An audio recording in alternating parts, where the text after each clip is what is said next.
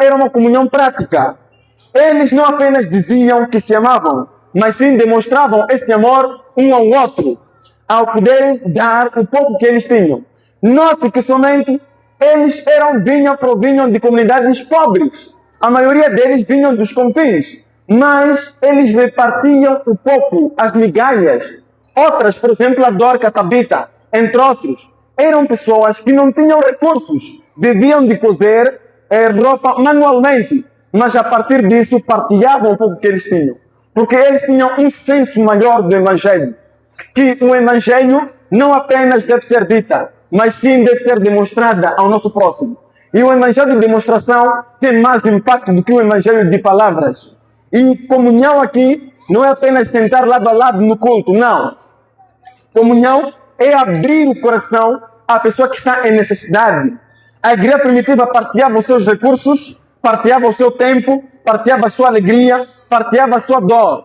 Era a igreja que estava alicerçada no amor ao próximo, na comunhão. Inclusive estava interessada em poder partilhar os seus recursos. O pouco que eu tenho, partilho com o meu próximo. E a dor que eu sinto não era uma dor minha apenas, mas sim, na igreja era um lugar de acolhimento. Você encontrava abrigo e conforto na igreja. Queridos jovens, ser discípulo de Jesus não acontece quando nós estamos na igreja. Acontece quando você visita um amigo que está desanimado. Ser discípulo de Jesus acontece quando você partilha alimento com quem tem fome. Ser discípulo de Jesus acontece quando você ora com alguém na escola ou no serviço. Ore pelas pessoas que estão amarguradas de espírito, pelas pessoas que estão tristes. Ore com essas pessoas. Estão precisando da tua oração.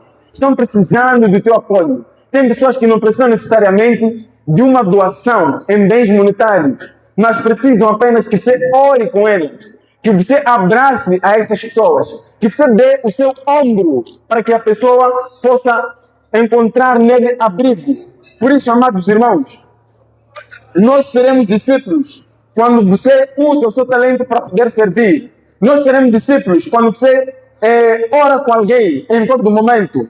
Partilhar é dizer o que Deus me deu também pode servir no reino de Deus.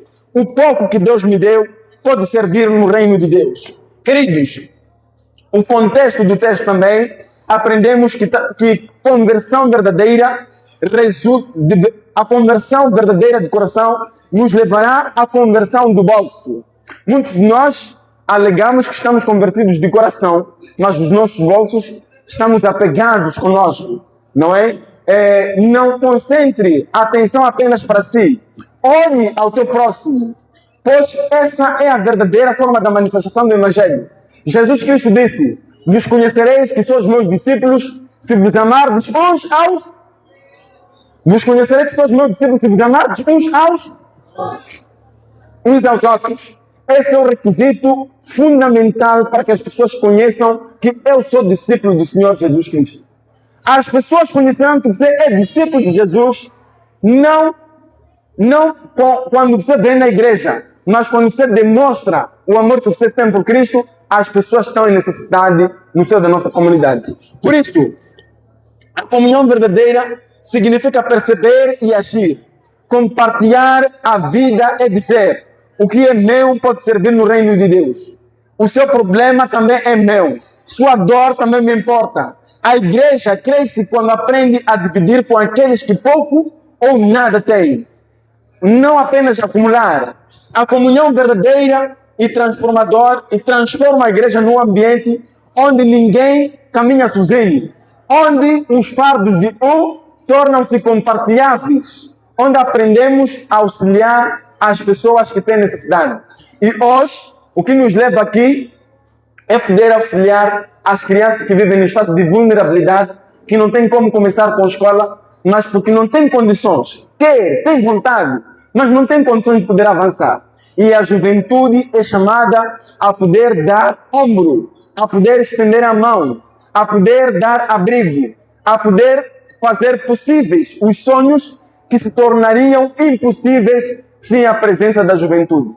Por isso, meus queridos irmãos, Deus nos chama a sermos discípulos. O discipulado é um estilo de vida. A comunhão verdadeira transforma a igreja num ambiente onde ninguém caminha sozinho, mas sim se sente incorporado dentro de um plano maior, de sermos uma unidade.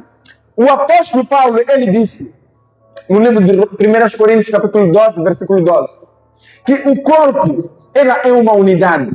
Dentro do corpo, todo membro é útil, todo membro tem uma função, todo membro desempenha algo útil para o avanço do Evangelho. O que você dá, ainda que seja pouco, será possível que outros conheçam o amor de Cristo.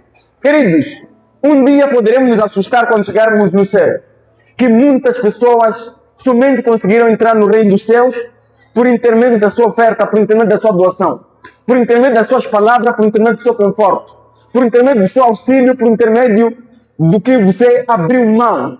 Aquilo que te tornou, que foi pesado para ti em algum momento, você pode verificar um dia que na verdade foi um elo que permitiu com que pessoas conhecessem o reino de Deus. Por isso, amados, quando há eventos que transformam, que impactam a sociedade, é um momento para nós podermos testemunhar. Tem muitos de nós que estão aqui, que conheceram a igreja por intermédio das ações, das atividades da juventude no seio da sociedade. E onde a igreja desenvolve, em contextos como Brasil, Angola e outros lugares, Ruanda, entre outros, Zâmbia, a juventude, ela está envolvida em transformar a sociedade através de ações, pequenas ações, mas que tornam-se grandes e impactantes para a nossa sociedade. E nós não poderemos abreviar a segunda vinda do Senhor Jesus Cristo enquanto estivermos de braços cruzados. Precisamos estender a nossa mão para quem necessita da nossa mão. Precisamos abrir o nosso coração para quem precisa de palavras de conforto que procedam do nosso coração. Precisamos ser um modelo, exemplos, para quem precisa do nosso auxílio. Por isso, amados irmãos, o discipulado que Jesus Cristo ensina, ele diz que deve ser um estilo de vida no seio da juventude. Os jovens são a força motriz da igreja, a força motora da igreja. A igreja não pode avançar sem discípulos. Discípulo não é alguém que está num estado passivo, mas é alguém que está num estado ativo. Ele vem e ele vence a responsabilidade de poder auxiliar com alguma coisa. No que posso auxiliar para viabilizar este plano, para viabilizar este processo, para fazer com que este processo seja possível e auxilie nas vidas. O que eu posso fazer? A igreja primitiva diz que perseverava na doutrina dos apóstolos. Queridos, a igreja primitiva era uma igreja espiritual, mas também era uma igreja que estava fundamentada na palavra de Deus e estava focada na missão. Não existe espiritualidade sem fundamentar a nossa fé na palavra de Deus. Um jovem que não tem a Bíblia como sendo o fundamento da sua fé está vulnerável, está num estado de vulnerabilidade da sua fé. A qualquer momento pode deixar a sua fé. Por isso, amados irmãos, o que permitiu com que os discípulos tivessem uma fé, que vivessem circunstâncias de perseguição e acessarem cada vez mais cada perseguição, que era cada sangue derramado, que era um testemunho, que era uma semente para a pregação, para ainda testemunharem. O que permitiu com que Paulo, ainda que estivesse em prisão, pudesse dizer que eu ainda me sinto feliz. Eu fico feliz por vocês. Era a fé que os discípulos tinham em Jesus Cristo.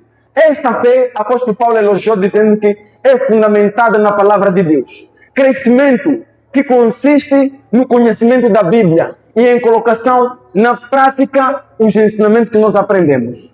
A nossa fé, queridos irmãos, somente irá crescer quando nós olharmos a missão, a pregação do Evangelho, como o nosso objetivo inicial e último das nossas ações. Não estamos aqui para entretenimento, mas estamos aqui para partilhar esperança para quem está com o coração desanimado e impossibilidade de poder avançar com algum projeto na sua vida. A igreja primitiva perseverava no ensino, na oração e no partir do pão. A juventude de hoje precisa entender que emoção não sustenta a fé, mas sim fundamentos na palavra de Deus vai poder sustentar a fé. Discipulado é constância, discipulado é compromisso, Discipulado é comprometimento com a causa de Deus. Discipulado é crescimento diário que consiste em colocar Deus em primeiro lugar em nossa vida. Colocando a Bíblia, o estudo da Bíblia, como a base, o núcleo para o nosso desenvolvimento na fé. A oração como o nosso respirar, para que nós possamos crescer. Não existem outros aspectos que vão nos fazer nós crescer na fé, a menos que nós possamos colocar a Bíblia e a oração. E nós sermos discípulos, testemunhar daquilo que nós compreendemos da Bíblia. Ser discípulo, queridos irmãos, é formação de caráter, que seja exemplo. Liderança é exemplo. Pessoas que são exemplo no seio da nossa sociedade. De modo que as pessoas a enxergar um desbravador na nossa sociedade possam dizer de que igreja este é, de onde este é, de onde esse jovem é, que pais esse jovem tem. E as pessoas conheçam e pesquisem sobre a tua vida.